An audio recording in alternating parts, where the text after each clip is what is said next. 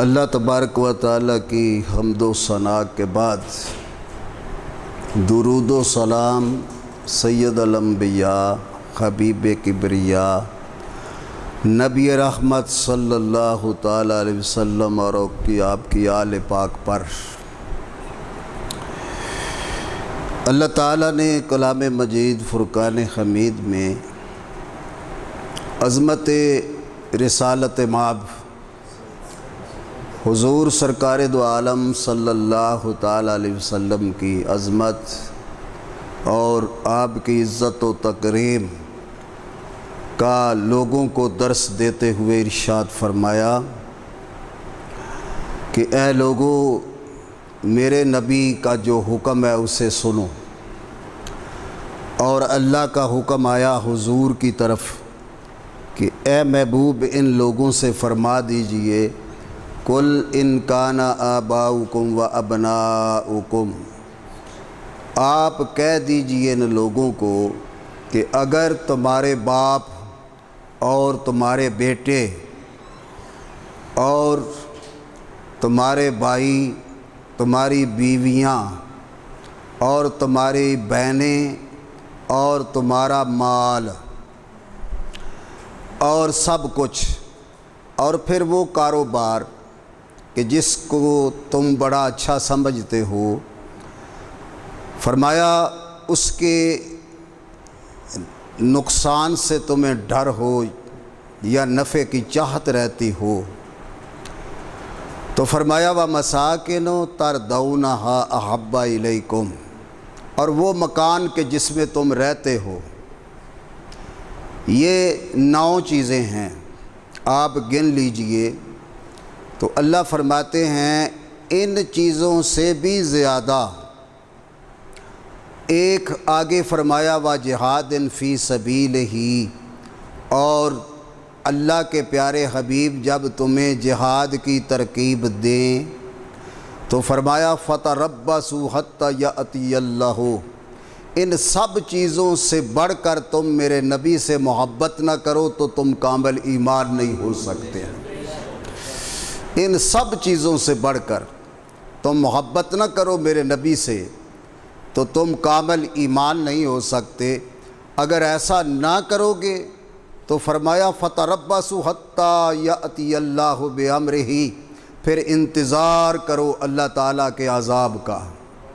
پھر اللہ کا عذاب جو ہے اس کا جو آنا ہے اس کو کوئی روک نہیں سکے گا، وہ اللہ کا حکم ہوگا۔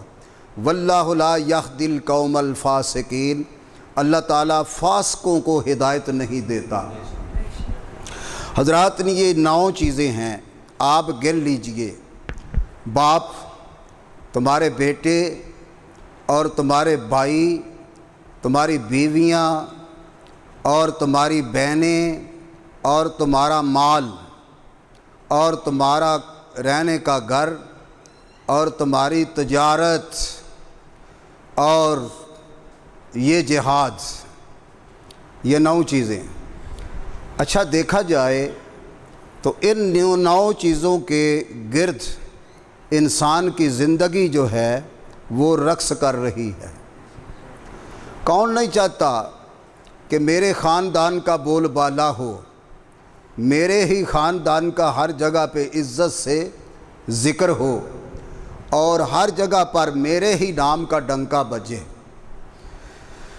اور فرمایا تمہارے بیٹے اور تمہارے بھائی۔ اچھا یہ 9 چیزیں ہیں، اللہ تعالیٰ فرماتے ہیں ان سے بھی زیادہ میرے نبی سے محبت نہ کرو گے تو پھر انتظار کرو اللہ کے عذاب کا، اللہ کے عذاب کا انتظار کرو بے امرے ہی کہ وہ اپنا حکم مسلط فرما دے۔ تو فرمایا واللہ لا یہدی القوم الفاسقین، یہاں بہت کاری ضرب لگائی ان لوگوں کو جو رسول اللہ صلی اللہ علیہ وسلم کا صرف کلمہ پڑھ کے مسلمان ہوئے اور عمل سے جی کتراتے ہیں، مثلا نماز نہیں پڑھتے اور وقت ہو جائے نیکی کا تو ٹھکرا دیتے ہیں، اور اللہ کے احکامات جو ہیں ان کو نظر انداز کر کے پس پس ڈال دیتے ہیں، ان پر اللہ تعالیٰ نے بڑی کاری ضرب لگائی۔ فتویٰ یہ لگایا کہ واللہ لا یہدی القوم الفاسقین، اللہ تعالیٰ فاسقوں کو ہدایت نہیں دیتا۔ معلوم ہوا کہ جو اللہ رسول کا حکم سن کر بھی ان کی تعمیل کے لیے نہ نکلے وہ فاسق ہے۔ یہ ہم نہیں کہتے، یہ قرآن کہہ رہا ہے۔ یہ سورہ توبہ ہے اور 9 نمبر رکوع ہے، اور اس کی آیت کریمہ جو ہے وہ 24 نمبر آیت کریمہ ہے۔ سورہ توبہ ہے، 10واں پارہ ہے، گھر جا کے پڑھ کے دیکھ لیں کہ اللہ تعالیٰ نے یہاں پہ بڑی ضرب لگائی ان مسلمانوں کو کہ تم میرے نبی سے محبت کے دعوے تو کرتے ہو، لیکن یہ بھی بتاؤ کہ اپنے بیٹوں سے بھی زیادہ میرے نبی سے محبت کرتے ہو کہ نہیں کرتے؟ اپنے بھائیوں سے بھی زیادہ کرتے ہو کہ نہیں کرتے؟ یا عالی شان بنگلہ بنا کے اندر بیٹھ گئے ہو، کیا اگر ضرورت پڑے تو یہ بھی میرے نبی کے قدموں پہ قربان کرتے ہو کہ نہیں کرتے؟ اچھا، یہاں پہ نا بعض مفسرین و مفکرین نے یہ کہا ہے کہ رسول کریم صلی اللہ تعالیٰ علیہ وسلم نے برسر محفل، صحابہ کرام کی محفل ہے، حضور جلوہ فگن ہے، آقا علیہ الصلوۃ والسلام نے کی نظر اٹھی سیدنا فاروق اعظم رضی اللہ تعالیٰ عنہ کی طرف، اور ارشاد فرمایا کہ اے عمر بن خطاب، اے فاروق، میں نے تجھ سے ایک بات کرنی ہے۔ جی حضور، میرے ماں باپ قربان ہو جائیں یا رسول اللہ۔ ارشاد فرمائیے۔ فرمایا مجھے یہ بتا کہ تجھے جن چیزوں سے محبت ہے ان سب سے زیادہ محبت اللہ کے رسول سے کرتے ہو کہ یا کچھ کم؟ عرض کی یا رسول اللہ سب کچھ آپ پر فدا ہے، لیکن جان بڑی قیمتی چیز ہے۔ جان ہے تو جان ہے، یعنی جان نہیں قربان کرتا۔ اور یہ بھی ان کے منہ سے بے ساختہ نکلا، ارادتاً نہیں نکلا۔ صحابہ کرام روایت کی تصدیق کرتے ہوئے حضرت سیدنا ابی ہریرہ رضی اللہ عنہ فرماتے ہیں کہ ارادتاً نہیں، ان کی زبان مطہرہ سے سہواً بے ساختہ نکلا کہ یا رسول اللہ جان تو بڑی پیاری ہوتی ہے نا۔ تو حضور علیہ الصلوۃ والسلام نے فرمایا اے عمر، پھر تم اس وقت تک کامل ایمان نہیں ہو سکتے جب تک کہ اپنی جان کو بھی اللہ کے نبی پر قربان کرنے کا ارادہ نہیں رکھتے۔ فوراً انہی قدموں پر اسی وقت حضرت سیدنا فاروق اعظم رضی اللہ تعالیٰ عنہ نے ادار نہیں کیا، فرمایا عرض کی یا رسول اللہ صلی اللہ علیہ وسلم، میرے ماں باپ بھی آپ پر فدا ہو جائیں، میری اولاد بھی قربان، میرا مال بھی قربان، میری ہر چیز قربان، یا رسول اللہ یہ جان بھی جہاں ضرورت پڑے آپ پر قربان ہے۔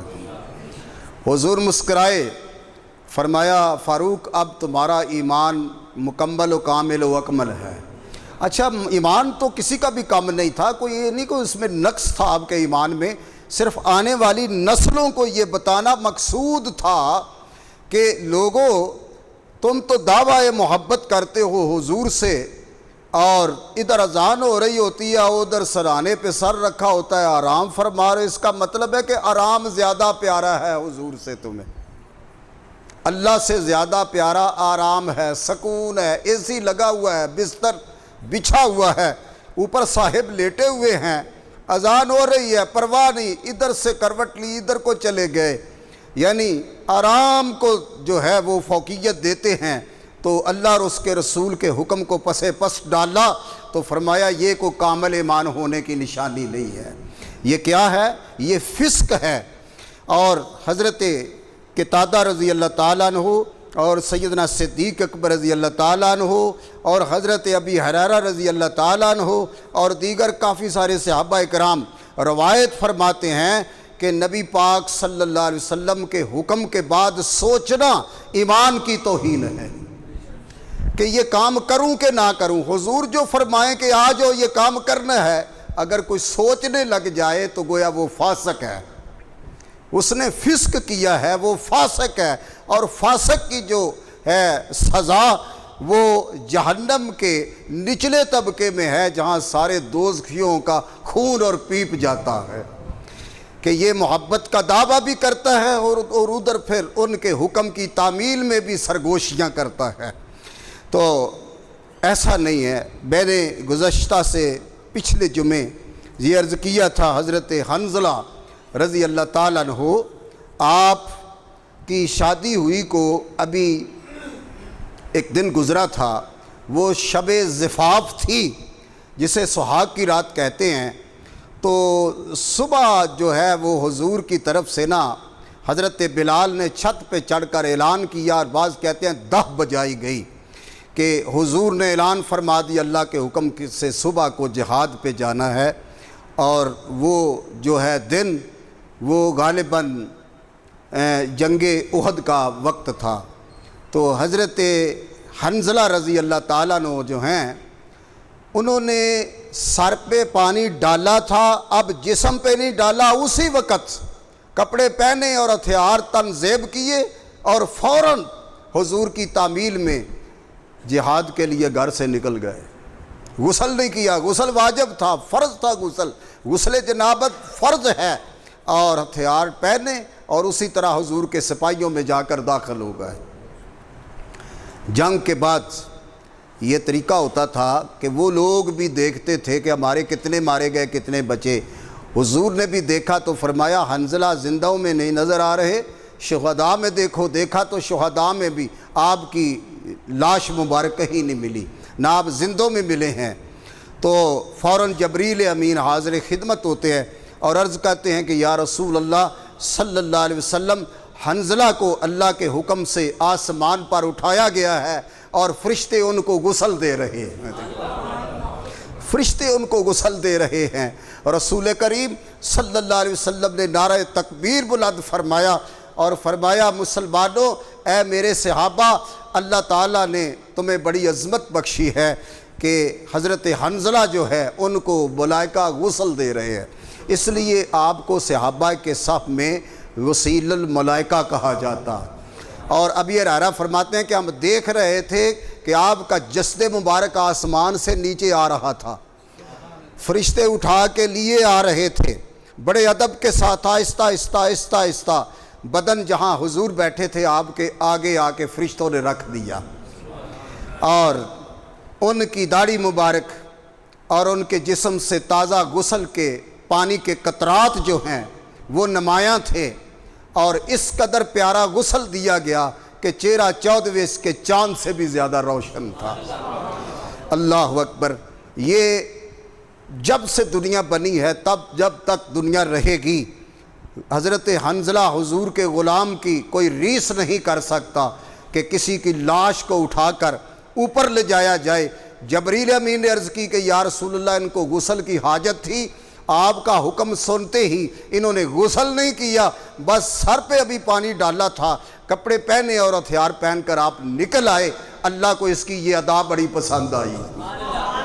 ایسا معلوم یہ ہوا کہ یہ جو غسل جنابت ہے یہ ہے تو فرض، لیکن حضور کے حکم کے بعد کہ کہیں دیر نہ ہو جائے پہنچنے میں۔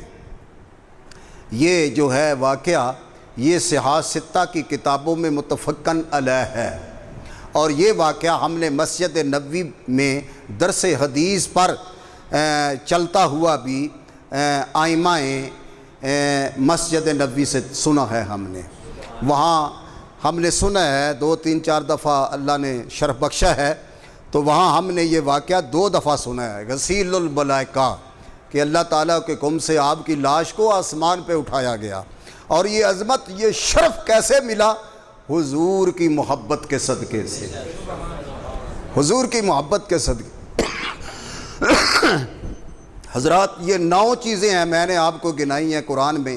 اللہ تعالیٰ نے یہ نہیں فرمایا کسی بھی چیز سے اگر تم حضور کو پیارا نہ سمجھو تم کامل ایمان نہیں ہو سکتے، یہ نہیں فرمایا، بلکہ رشتے بھی گن دیے، کاروبار بھی گن دیا اور مکان بھی گن لیا۔ یہ ساری چیزیں 9 بنتی ہیں۔ اگر دیکھا جائے تو ان 9 چیزوں کے درمیان انسان کی زندگی جو ہے ان کے گرد جو ہے وہ رقص کرتی ہوئی نظر آتی ہے۔ کبھی مکان کی چاہت ہوتی ہے سب سے افضل ہو، سب سے اعلیٰ ہو، کبھی چاہت یہ ہوتی ہے بینک بیلنس سب سے میرا زیادہ ہو، کبھی چاہت یہ ہوتی ہے کہ ہمارے بازو زیادہ ہوں، میرے بھائی ہوں، تکڑے ہوں، اچھے، معاشرے میں کسی سے مقابلہ کرنا پڑے تو ہم پھر بتا دیں لوگوں کو۔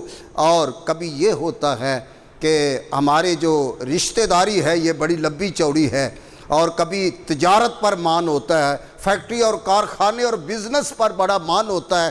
یہ 9 چیزیں ہیں، اللہ تعالیٰ گن گن کے ارشاد فرما کے یہ فرمایا ہے کہ ان سے اگر ان میں سے کسی ایک کو بھی تم میرے نبی سے پیارا سمجھو گے تو فرمایا لا یہدی القوم الفاسقین، وہ فاسق ہے اور وہ میرے عذاب کا انتظار کرے، وہ میرے عذاب کا۔ اچھا، حضور کے ایک صحابی ہیں حضرت ابن عباس، یہ انہوں نے ایک عجیب سی بات بتائی ابن عباس نے، سنیے حضرات، سماعت فرمائیے۔ حضور کے وصال شریف کے بعد سیدنا فاروق اعظم رضی اللہ تعالیٰ عنہ آپ کو مسجد نبوی میں اپنی جگہ پر چھوڑ کر کسی جہاد میں تشریف لے گئے کہ یہاں جو ضعیف کمزور بوڑھے لوگ ہیں وہ جمعہ پڑھنے آئیں گے تو تم نے جماعت بھی کرانی ہے اور جمعہ بھی پڑھانا ہے۔ آپ نے ممبر پاک کا سہارا لیتے ہوئے ارشاد فرمایا کہ اے مسلمانوں، تم صحابی رسول ہو، کچھ چیزیں ہیں جو میں نے آپ کے سامنے بیان کر دی ہیں، کچھ چیزیں اگر میں بیان کروں تو تم یہیں پہ ممبر رسول کے قریب تم میری گردن اڑا دو، وہ میں بیان نہیں کرتا، ایک شر کا خطرہ ہے۔ اچھا، ائمہ کرام جو ہیں وہ اس کے متعلق تھوڑا سا سوچ بچار کرتے ہیں کہ وہ آخر بات کون سی ہے، وہ آخر بات کون سی ہے کہ ہے بھی حق، اور حق بات کہیں تو تم میری گردن اڑا دو۔ دیکھا جائے تو عصر حاضر میں وہ بات صادق آتی ہے کہ ہم مسلمانی کا دعویٰ بھی کرتے ہیں، اور آج اگر آپ ایکٹیویٹی رپورٹ بنا لیں مسلمانوں کی کہ مسلمان تو بہت زیادہ ہیں، اگر بالفرض آپ یہ جاننا چاہیں کہ یہ جو ہیں پرسنٹیج کیا ہے نمازیوں کی پرسنٹیج کیا ہے، 100 میں سے کتنے لوگ ہیں جو نمازی ہیں، تو آپ اگر پرسنٹیج نکالیں گے تو کیا نکلے گا؟ 100 سے 3 نمازی، 97% بے نماز مسلمان، 97% بے نماز مسلمان۔ اچھا، بہار شریعت ایک فقہ کی بہت بڑی کتاب ہے، اس میں انہوں نے لکھا ہے ایک پڑھنے والا بھی بے نماز، ناراض نہ ہونا، ذرا تھوڑا دوائی کڑوی ہے لیکن ہے فائدہ مند، ایک پڑھنے والا بھی بے نماز، 2 پڑھنے والا بھی بے نماز، یہاں تک کہ اس میں انہوں نے فرما دیا کہ 4 پڑھنے والا بھی بے نماز تھی تو 50، اللہ کا شکر ادا کرو 5 رہ گئیں، یہ تو پڑھو، 5 رہ گئیں یہ تو پڑھو۔ اگر یہاں پہ اگر کوئی سخت بات کی جائے تو میرا خیال ہے کہ پھر مولوی صاحب کے ہاتھ چومنے والے بھی جو ہیں نا وہ رخ بدل کے نکل جائیں گے، یہ مولوی سخت باتیں کرتا ہے، گردن تو نہیں یہ اتار سکتے لیکن چلو اتنا تو ہے کہ اپنے آپ کو مولوی سے بچائیں گے کہ یہ سخت باتیں کرتا ہے۔ جیسے وہ کسی لیڈر نے کہا تھا کہ وحشیانہ سزائیں ہیں اسلام کی، یہ کہہ کر اس نے اسلام کی توہین کی، رب کعبہ کی قسم زمانے نے اس کا حشر دیکھا، زمانے نے اس لیڈر کا، میں یہاں بیٹھ کر نام نہیں لینا چاہتا، آپ کو پتہ ہے زمانے نے اس لیڈر کا حشر دیکھا، خواہ وہ لیڈر عورت تھی یا مرد تھا، جس نے بھی اسلام کی عظمت پر کوئی حرف تنقید رکھا ہے اللہ تعالیٰ نے دنیا میں اس کا حشر دکھا دیا۔ اس لیے یہ جو ہے نا اسلام، شکر کریں کہ 5 رہ گئیں، ادھر اذان ہو رہی ہے، دکانیں چل رہی ہیں، بازار میں گہما گہمی ہے، وہی مسجد میں ایک مؤذن بیٹھا ہے، 2-3 بچے بیٹھے ہیں، کوئی 2-4 آدمی بیٹھے ہیں، یار یہ اتنی ساری آبادی جو ہے مسلمانوں کی، یہ کیا ان کا کوئی الگ نبی ہے جس نے ان کو نمازیں معاف کروا دی ہیں؟ تو اللہ تعالیٰ نے فرمایا ہے واللہ لا یہدی القوم الفاسقین. یہ جو معاملہ ہے نا اس کو ذرا خوش فہمی میں نہ لیں. اللہ کی ناراضگی کو چھوٹی بات نہیں ہوتی. اللہ فرماتے ہیں کہ پھر اللہ بھی فاسقوں کو ہدایت نہیں دیتا. اور یہ تمہارے مال، یہ تمہارا، کہتے ہیں دنیا والے کہ دودھ تے پتر رب اونوں دیندا جہدے تے رب بڑا خوش ہوئے، جہدے تے رب بڑا خوش ہوئے. مینوں یہ گل دسو، ہندوؤں کول دودھ پتر نہیں ہے؟ کیوں بھائی؟ کافراں کول دودھ پتر نہیں سی؟ ابو جہل دی 300 بکری سی تے 4 پتر سن، وہ تے رب پھر بڑا راضی سی. یہ تمہاری جاہلانہ باتیں ہیں. بات اگر کرنی ہے تو میرے نبی کی کیا کرو. عادل آمنہ کے لال کی باتیں کریں، چہرہ و شمس کے اجلال کی باتیں کریں، ان کے حسن کی باتیں کریں، مصطفیٰ کے جاہ و جلال کی باتیں کریں، خد و خال کی باتیں کریں، حسن مصطفیٰ کی باتیں کریں. یہ اسلام جو ہے یہ رسول اللہ کا حسن ہے، اور ہر اسلام کی جو خوبی ہے وہ اسلام کی روشنی ہے. حضرات یہ 9 چیزیں جو ہیں ان سے دنیا میں انسان کو واسطہ رہتا. اچھا، حضرت یہ جنگ خندق کا واقعہ ہے، جنگ خندق کا، کہ جنگ خندق میں مکے والے جو ہیں نا، یہ قریشی اور کفار مکہ، مشرکین مکہ، انہوں نے کہا کہ ابھی تو آرام سے مسلمان نہیں وہاں پہنچے تو تھوڑے ہیں، کچھ مکے میں ہیں، ادھر ان کو ٹھیک کر لیں گے، ذرا جو مدینے چلے گئے ہیں نا ان سے ذرا نپٹ آئیں. تو بہت بڑی فوج جرار لے کر نا وہ مدینے کی طرف نکلے. حضور علیہ السلام نے فرمایا وہ مکے سے نکلے ہیں، ہم کچھ کر لیں. مدینے کی حفاظت کے لیے مدینہ پاک کے ارد گرد انہوں نے ایک خندق کھودنی شروع کی، خندق، تاکہ اس کو کراس کر کے مدینے کے لوگوں کو تکلیف نہ پہنچائیں. اسلام کی ہمت، حمیت اور اسلام کی خوش خلقی دیکھیں کہ اسلام کسی پہ حملہ نہیں کرنا چاہتا، اسلام محبت کرنا چاہتا. اپنا دفاع کرنا جائز ہے، اپنا دفاع کرتا ہے اور خود کو بچاتا ہے، اور کوشش یہ ہے کہ مسلمان بھی بچ جائے اور کافر بھی بچ جائے. خندق کھودتے کھودتے رسول اللہ صلی اللہ علیہ وسلم کنارے پہ کھڑے ہیں تو حضرت عبداللہ بن جابر رضی اللہ تعالیٰ عنہ، آپ نے دیکھا کہ ایک چٹان آ گئی ہے نیچے، چٹان اب وہ کسی سے نہیں ٹوٹتی. حضرت معاذ بن جبل مدینے کے پہلوان تھے، پہلوان، بڑے سخت پہلوان، بڑے کڑیل بازو کے مالک تھے، بڑی جرت اور بڑی طاقت والے تھے. دنیا نے ان کی طاقت کا لوہا مانا ہے. انہوں نے بھی کدال لے کر حملہ کیا اس پر، لیکن چٹان ٹوٹی نہیں ہے. چاروں نچار حضور کی بارگاہ میں آ کر انہوں نے عرض گزاری کہ یا رسول اللہ کچھ مشکل پیش آ گئی ہے، یہ چٹان ہے درمیان میں، ہٹتی نہیں، ٹوٹتی نہیں ہے، لگتا ہے زمین سے کوئی پہاڑ اگ رہا ہے. حضور علیہ السلام مسکرائے، فرمایا یہ کدال مجھے دو، یہ کدال مجھے دو. رسول پاک رسالت مآب صلی اللہ علیہ وسلم نے کدال لی، کہتے ہیں اپنے کندھے پہ رکھ کے حضور اترے، اس میں خندق میں اترے. تو اترتے وقت نا آقا علیہ السلام کے یہ کرتے کا ایک دامن جو تھا نا اوپر اڑ گیا. تو حضرت عبداللہ بن جابر رضی اللہ تعالیٰ عنہ فرماتے ہیں کہ میری نظر حضور کے پیٹ پر پڑی تو کیا دیکھتا ہوں کہ پیٹ شریف پر پتھر بجا ہوا ہے، بھوک کی سبب سے کھانا نہیں ملا اور پتھر پیٹ پر باندھا ہوا ہے. فرماتے ہیں چٹان تو ایک طرف رہ گئی، مجھے تو فکر پڑ گئی کہ ہمارا رسول صلی اللہ علیہ وسلم بھوکے ہیں، آپ نے پیٹ پہ پتھر باندھا ہے، آنکھوں سے آنسو جاری ہو گئے.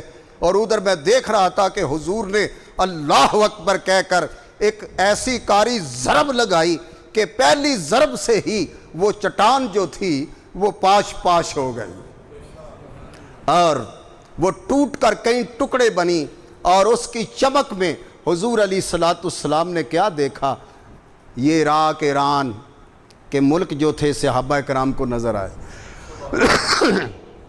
پھر دوسری ضرب لگائی تو روم نظر آیا، گولے باتر روم، پوری سورت اتری، فرمایا روم بھی فتح ہوا، عراق بھی فتح ہوا، فرمایا یہ سارے علاقے فتح ہوئے انشاءاللہ تعالی، اور تیسری ضرب سے خندق بالکل صاف ہو گئے۔ وہ کوئی اتنی سخت چٹان تھی، تو عبداللہ بن مبارک جب حضور چٹان کو سے فارغ ہو کر باہر نکلے نا، تو یہ عبداللہ بن جابر رضی اللہ تعالیٰ عنہ حضور کے قریب آئے، گھر سے ہو کر آئے تھے، بیوی سے پوچھ کے انہوں نے کہا تھا کہ چند لوگوں کے لیے کھانے کا انتظام ہے، ایک چھوٹی سی بکری ہے، اس کو ذبح کر لیں گے، اور 3 4 5 آدمیوں کے لیے آٹا ہے، اس سے زیادہ راشن نہیں ہے گھر میں، تو ٹھیک ہے تو حضور کے کان میں جا کے کہنا، اونچی نہ کہنا، دوسرے بھی ساتھ نہ آ جائیں۔ آگے دیکھو ہوتا کیا ہے، رسالت مآب صلی اللہ علیہ وسلم خندق کے کنارے پہ کھڑے ہیں، اور کان میں آ کر نا حضرت جابر رضی اللہ تعالیٰ عنہ نے یہ بات کہی کہ یا رسول اللہ فدا کا امی وابی، میرے ماں باپ قربان ہو جائیں آپ پر، یا رسول اللہ آج ہم آپ کی دعوت کرتے ہیں، آپ کب تشریف لائیں گے؟ ظہر کے نماز کے بعد، یہ عصر کے نماز کے بعد؟ رسالت مآب صلی اللہ علیہ وسلم نے فرمایا نہیں، ابھی ظہر کی نماز کے بعد آئیں گے، کھانے کا وقت ہے۔ اچھا، سارے صحابہ سے کہا سن لو بھائی، آج تم سارے لوگوں کی دعوت جو ہے یہ جابر کے گھر میں ہے، 4 آدمیوں کے کھانے کا سارا بندوبست ہے، اور وہ تھے کتنے؟ 360 صحابہ کرام تھے، تو سب کو حضور نے دعوت ارشاد فرما دی۔ اب تھوڑا سا چہرہ نا، حضرت جابر رضی اللہ تعالیٰ فرماتے میرا دل گھبرا گیا، چہرہ تھوڑا سا نا بجھ گیا، تو میں نے نیچے نظریں کی، کچھ سوچنے لگا، تو دیکھا کہ حضور ذرا کہیں دھیانے لگے ہیں، تو میں دوڑ کے گھر گیا، میں نے جا کے کہا آج بڑا امتحان آ گیا ہم پر۔ وہ کہنے لگی گھر والی کیا بات ہے؟ اس نے کہا کہ میں نے تو کان میں کہا تھا حضور صرف آپ یا 2 3 آدمی، تو رسول اللہ صلی اللہ علیہ وسلم نے تو سارے لوگوں کو اعلان فرما دیا۔ وہ حضور کی برکتوں سے واقف تھی، فطرت اس کی سلیم تھی، قلب منیب تھا، اور کیا کہتی ہے؟ سنو اس کے لفظ کتنے پیارے ہیں، وہ مسکرا کے کہتی ہے پھر تو ہمارے مقدر کا ستارہ چمک گیا کہ اس نے کہا کیسے؟ 3 آدمیوں کو تو کھانا ہے، تو کہتی ہے ستارہ چمک گیا، بڑی خوش ہو رہی ہے، تو یہ ایک چھوٹی سی بکری ہے، کہنے لگی دوسری بھی ذبح کر لے گے، ایسی کوئی بات نہیں، لیکن گھبرانے کا کوئی مسئلہ نہیں ہے۔ اس نے کہا کیوں؟ یہ 4 آدمیوں کا کھانا ہے، اتنوں کو کیسے دیں گے؟ تو اس کی بیوی کہنے لگی تجھے پتہ نہیں ہمارے نبی کی رحمت کتنی ہے، اللہ نے وما ارسلناک الا رحمت للعالمین بنایا ہے ان کو، اور جب حضور آ جائیں گے نا تو وہ مالک و مختار ہے، وہ کھانے کا بھی انتظام اللہ کر دے گا، پھر آنے دو، یہ تو بہت اچھی بات ہے، میں تو خوش ہوتی ہوں کہ حضور میرے گھر میں آئیں، سنا ہے آپ ہر عاشق کے گھر تشریف لاتے ہیں، میرے گھر میں بھی ہو جائے اجالا یا رسول اللہ صلی اللہ علیہ وسلم۔ حضرات جب حضور چلے تو ایک ہنڈیا تھی، داستان تو بڑی لمبی ہے، 2 آپ کے بچے تھے، انہوں نے دیکھا کہ والد صاحب نے ایک بکری کو ذبح کیا، پھر دوسری کو ذبح کیا، گوشت بنایا، تو وہ تو پکانے میں لگ گئے، اور ایک بچہ جو تھا نا اس نے بڑے نے چھوٹے سے کہا کیا ہم بھی وہی کریں جو والد صاحب نے کیا ہے، نادان تھے، چھری اس کے گلے پہ رکھ کر چلا دی، گلا کاٹا گیا، روح کفسر انصری سے پرواز کر گئی۔ اب ماں نے دیکھا یہ کیا کر دیا اس نے، وہ چھت پہ چڑھا، ماں نے بلایا، قریب آ کر بات سننے لگا تو نیچے گر گیا، اس کی گردن کا منکا ٹوٹا۔ حضرت عبداللہ بن جابر کے دونوں بچے شہید ہوئے، ان کی لاشوں کو جلدی جلدی سے لپیٹ کر کپڑے میں کہیں چھپا دیا، چارپائی کے نیچے دیوار کے آگے لگا دیا، اور کہا میرے رسول صلی اللہ علیہ وسلم آ رہے ہیں، ان کی آمد کی خوشی میں کوئی چیز حائل نہ ہو جائے۔ بلکہ یہ نہیں کہا کہ جاؤ رسول اللہ سے جا کے کہہ دو ہمارے گھر میں تو ماتم ہو گیا آج نہ آنا، یہ نہیں کہا۔ کیوں؟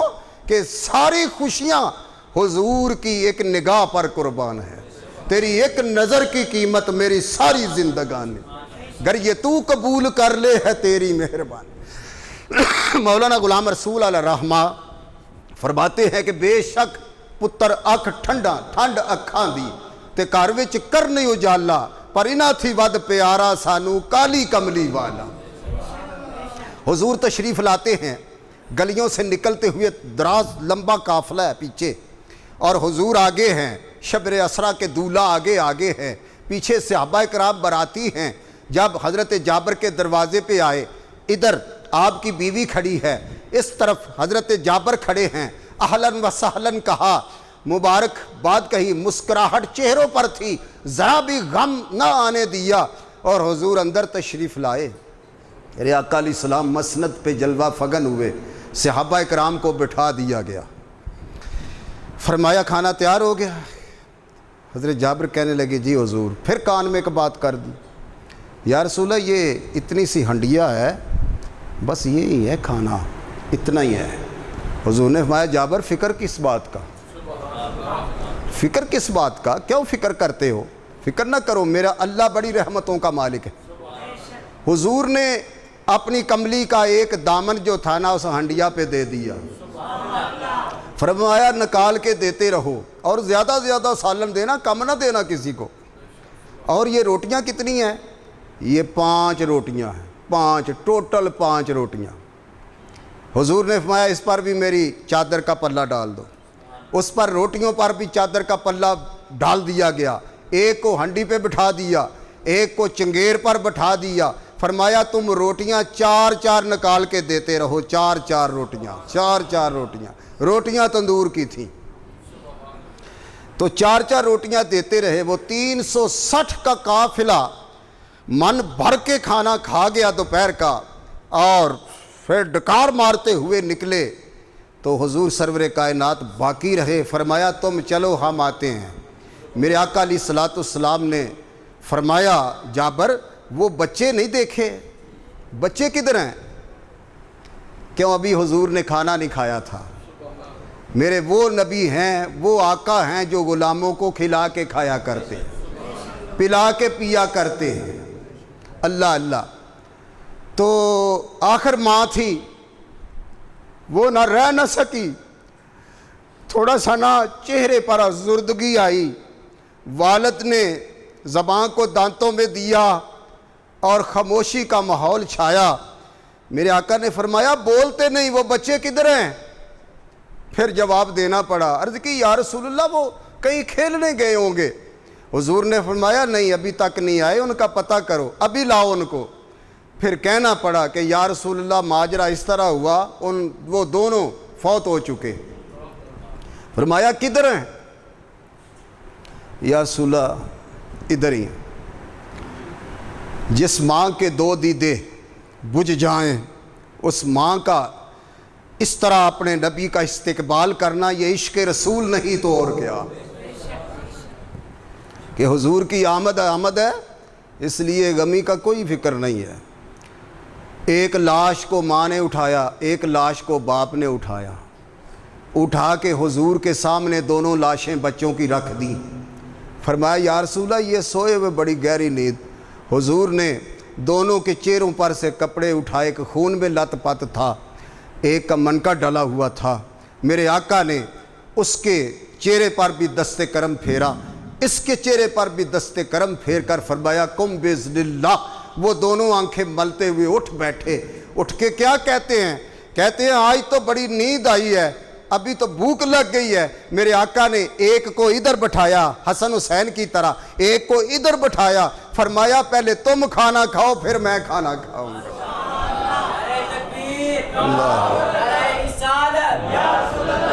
نہیں نہیں نہیں، بچے تھے ضد کر بیٹھے، ضد کر لی بچوں نے۔ فرمایا کیا ہوا، کیوں نہیں کھاتے؟ کہنے لگے ہماری بکریاں لاؤ، ہماری بکریاں لاؤ۔ رسالت ماں پھر مسکرا پڑے، میرے آقا نے فرمایا بیٹا بکریاں بھی دیتے ہیں تم کھانا تو کھاؤ. انہوں نے تھوڑا تھوڑا کھانا کھایا پھر چھوڑ دیا. ہماری بکریاں لاؤ. میرے آقا نے فرمایا ہڈیاں اکٹھی کر دی جائیں. ہڈیاں اکٹھی کر دی گئی.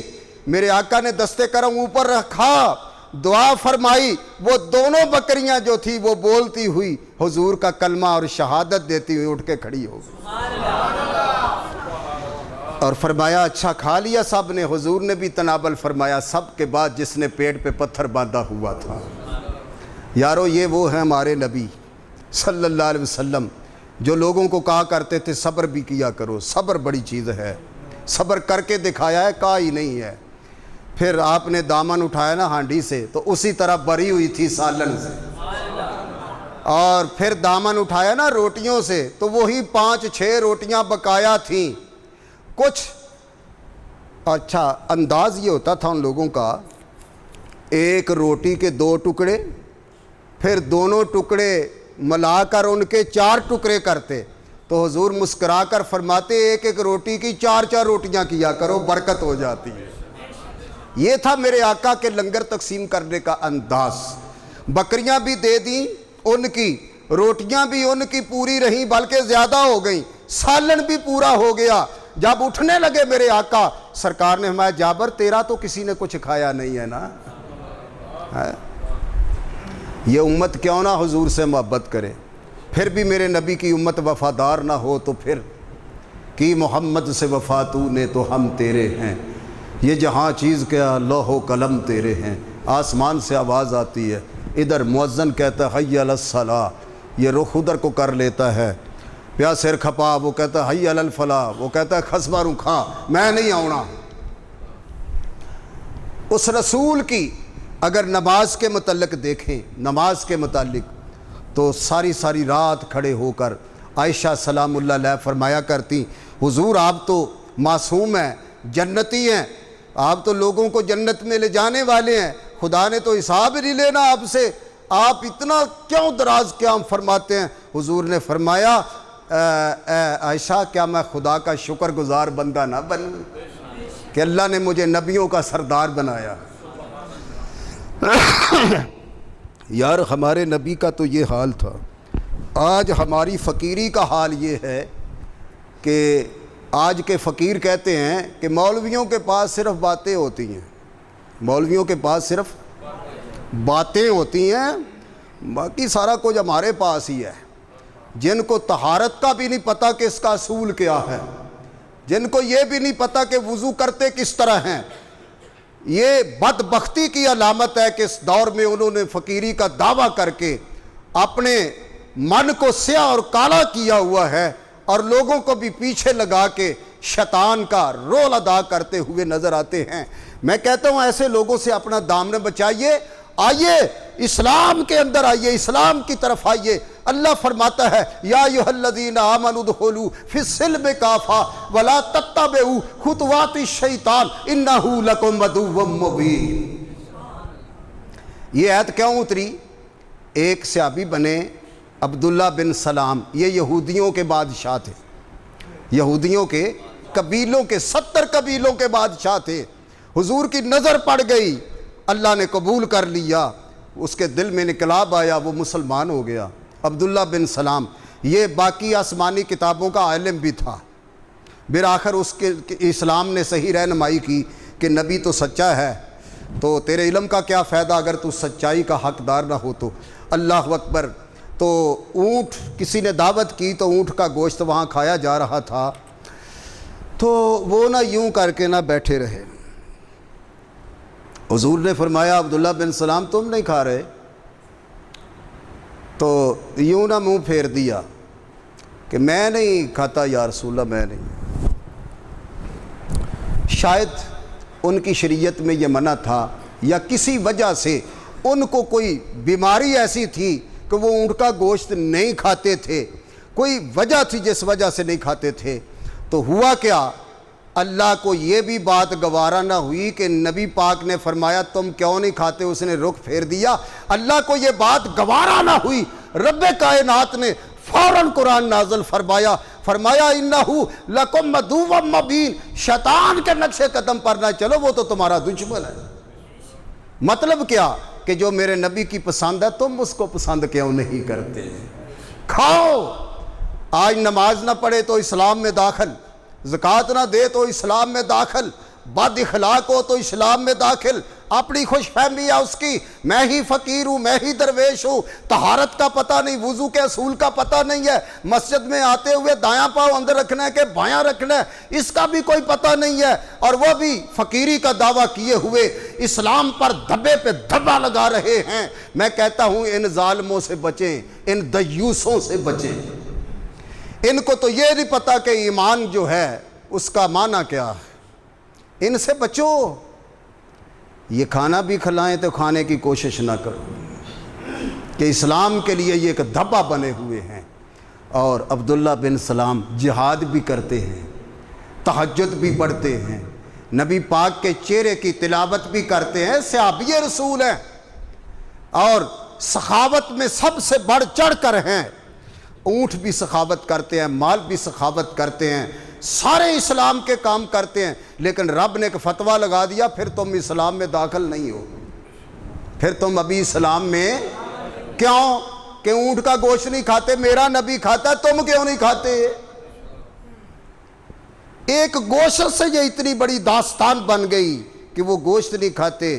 اللہ نے فرمایا اسلام میں پورے داخل ہو جاؤ، گوشت کھاؤ گے تو اسلام میں داخل ہو۔ ہم نماز بھی نہ پڑھیں تو پکے مسلمان ہیں، ہم قرآن بھی پڑھنا نہ سیکھیں تو پکے مسلمان ہیں۔ اپنے بچوں کو مسجد کے اندر مفت تعلیم قرآن کی دی جاتی ہے، یہاں بھیجیں نہ بھیجیں، قرآن کی تعلیم سے بہرہ مند نہ کریں تب بھی پکے مسلمان ہیں۔ کہو تو صحیح کسی کو اٹھا کر، یہاں کسی ایک کو پکڑ لو، کہو تیرا ایمان کدھر ہے، تو پھر بچ کے جائے گا کیسے بچ کے؟ یہ اللہ کی طاقت ہے نا، جس نے کہا واللہ لا یہدی القوم الفاسقین، اللہ تعالیٰ ایسے فاسقوں کو ہدایت نہیں دیتا۔ تو حضرات ایمان، میسج یہ ہے کہ مومن کے ہیں دو اصول، آتی اللہ و آتی الرسول، اس کے بغیر کوئی چارہ نہیں۔ اقبال نے کہا تھا زندگی آمد برائے بندگی، زندگی بے بندگی شرمندگی۔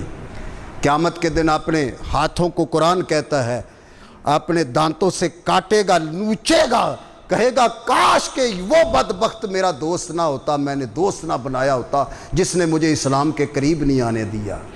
ہم صبح کی نماز پڑھنے آتے ہیں نا مسجد کی، راستے میں دیکھتے ہیں میرے اس مسلمانوں کے نوجوان ینگ جنریشن جو ہے وہ راستوں میں کہیں کہیں کھڑے ہوتے ہیں چوکوں میں، اور اس وقت موبائل پہ پتہ نہیں کیا ایمرجنسی پڑی ہوتی ہے ان کو۔ ینگ جنریشن سحری کے وقت اور سر جوڑ کے کھڑے ہوتے ہیں اور موبائل پر وہ ٹچ کر رہے ہیں اور دیکھ رہے ہیں، پتہ نہیں کیا دیکھ رہے ہیں، کیا ان پر کوئی وحی آ رہی ہے، کیا صدر کلنٹن کا فون آ گیا ہے کہ جلدی سے سن لو، سمجھ نہیں آ رہی۔ یہ وہ فون ہے جو اللہ ماشاءاللہ شیطان اکبر کا کام کر کے ہماری آنے والی نسل کو تباہ کر رہا ہے۔ نہ سمجھو گے تو مٹ جاؤ گے مسلمانوں، تمہاری داستان تک نہ ہوگی داستانوں میں کہیں۔ آج وقت ہے آج لے ان کی پناہ، آج مدد مانگ ان سے، پھر نہیں مانیں گے قیامت میں گر مان گیا۔ آج وقت ہے، آؤ حی علی الصلاۃ، آؤ یہی راستہ اصلاح کا ہے، حی علی الفلاح یہی کامیابی کا راستہ ہے، آؤ تو صحیح۔ کیا نبی پاک نماز نہیں پڑھتے تھے؟ کیوں بھائی؟ میں آپ سے پوچھتا ہوں، نہ پڑھیں آپ، گواہی تو سچی دیں۔ اگر آپ کو نہیں پتا کہ نبی پاک نماز نہیں پڑھتے تھے تو پھر یہ اسلام یہ مسجدیں کیوں بنی؟ یہ قرآن میں 750 بار نماز کا ذکر کیوں آیا؟ معراج پہ کیا لینے گئے تھے؟ نبی پاک نماز پڑھتے تھے، 1,24,000 پیغمبر جو صحابہ کرام ہیں یہ نماز پڑھتے تھے، 1,24,000 انبیاء نماز پڑھتے تھے، جملہ مومن نماز پڑھتے تھے، 12 امام نماز پڑھتے تھے، اولیاء کرام نماز پڑھتے تھے، صوفیاء اعظام نماز پڑھتے تھے، مومنین نماز پڑھتے تھے، مسلمان نماز پڑھتے تھے۔ کیا ہوا بدبختی سے آج یہ زمانہ اور یہ دور دیکھنے میں آیا کہ گھروں کے گھر جو ہیں وہ برباد پڑے ہوئے ہیں، ان کو نماز کے متعلق کوئی ترغیب نہیں ہے۔ 11 افراد ایک گھر میں، ایک بھی بندہ نماز پڑھنے کے لیے مسجد میں نہیں آتا۔ اچھا آخری بات ہے، اگر آپ غصہ نہ فرمائیں، غصہ حرام ہے، یہ نہیں فرمانا چاہیے۔ میں گیا کراچی، ایک دو بار گیا تو میں نے کہا کہ یہاں جمعہ پڑھنا ہے، کوئی درویش سا عالم دین ہو، تو کہنے لگے یہ کلفٹن میں ساتھ ہی. تو وہاں نا ہم گئے، ایک بزرگ باریش بزرگ تھے، بڑے جمال والے لیکن تھے بھی جلال والے. تو مسجد بھری ہوئی تھی، کوئی کمی بھی نہیں تھی، لیکن انہوں نے 2-3 بار ایک بات دہرائی. میں نے پہلے کہہ دیا کہ میں معذرت خواہ ہوں آپ سے، میں کوئی تضحیق نہیں کرنا چاہتا، آپ سے اجازت لے کے بات کرتا ہوں. وہ عالم دین تھے، ان کا نام تھا محمد رفیق، اب وہ فوت ہو چکے ہیں رحمۃ اللہ تعالی علیہ. اچھا، برسر عام انہوں نے 2 جملے بولے. وہ کیا؟ ذرا دل تھام کے سننے پڑیں گے آپ کو، میں آپ کو نہیں کہہ رہا، میں ان کی بات کر رہا ہوں. وہ کہتے ہیں کہ رات گئے تک جاگتے رہتے ہیں. رات گئے تک، ناراض تو نہیں ہوگے نا اگلے جملے پر؟ اگلا جملہ بڑا سخت ہے. میں معافی مانگتا ہوں آپ سے کہ میں ایک عظیم بزرگ، عظیم عالم دین، وہ میں نے بعد میں سنا کہ یہ مفتی منیب الرحمان جو ہیں ان کے کلاس فیلو تھے، بعد میں مجھے پتہ چلا. وہ کہتے ہیں رات گئے تک یوں ہی گپیں شپیں مارتے رہتے ہیں، اور جب صبح اللہ کو یاد کرنے کا وقت ہوتا ہے تو مرے کتے کی طرح پڑے رہتے ہیں. یہ بات ایک بار نہیں 3 بار انہوں نے کہی، لیکن کسی کی جرأت نہیں ہوئی کہ اٹھ کے کہتا کہ مولوی صاحب یہ کیا کہہ رہے ہو ابھی. کہ بات سچی تھی، بات سچائی ہمیشہ کڑوی بھی ہوتی ہے. فرمایا جب وہ وقت آتا ہے اللہ کو یاد کرنے کا تو مرے کتے کی طرح پڑے رہتے ہیں. میں آپ سے پھر معذرت کرتا ہوں، یہ میرا ذہن نہیں ہے، لیکن جس مقام پر وہ بزرگ تھے ان کا حق بنتا تھا کہ تضحیق بھی کر کے لوگوں کو اسلام کی طرف لاتے. اللہ تعالیٰ آپ کا آنا قبول فرمائے. وما علینا الا البلاغ.